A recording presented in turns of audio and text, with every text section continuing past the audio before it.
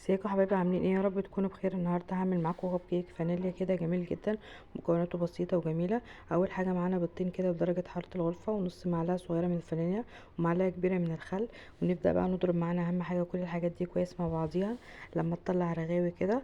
اول ما تبدا تطلع معانا رغاوي بالشكل ده، ننزل عليهم بقى بنص كوبايه من السكر. والكوبايه اللي نعاير بيها السكر يا جماعه، نعاير بيها اللبن، نعاير بيها الدقيق، نعاير بيها كل حاجه.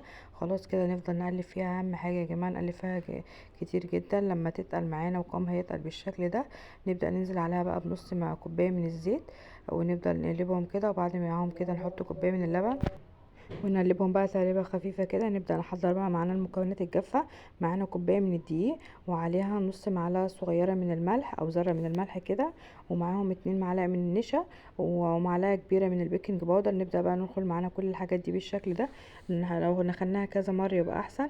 نبدا بقى نحطها معانا على الخليط السائل، بس ما نحطش الدقيق مره واحده، ننزله على خطوات. لما اول حبه يتخلطوا انزل بالتانية، ونبدا بقى نصبهم معانا في القوالب كده زي ما انتم شايفين بالشكل ده يا جماعه. والقوالب دي زي ما انتم حابين، في القوالب المدوره وفي المستطيله دي. انا كان عندي المستطيله دي فعملت بيها زي ما انتم شايفين كده. وندخلها الفرن بقى في الرف الاوسط على درجه حراره 180. ما بتاخدش معانا وقت، من تلت ساعه لنص ساعه بالكتير جدا. وزي ما انتم شايفين كده ما شاء الله، هشه وخفيفه جدا يا جماعه. مكوناتها مظبوطه وهتعجبكم باذن الله. واذا عجبتكم ما تنسونيش في اللايك والاشتراك في القناه وتفعيل زر الجرس ليصلكم كل جديد.